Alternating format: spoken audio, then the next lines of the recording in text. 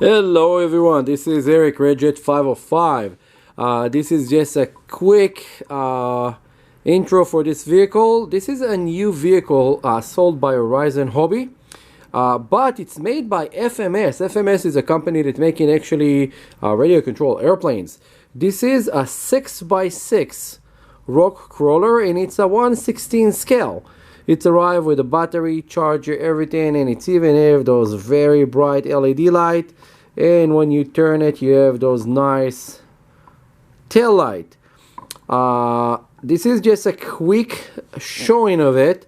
If you want to see the entire review for this, and I get into very big details on this vehicle, on this tiny vehicle, go to my main channel right now.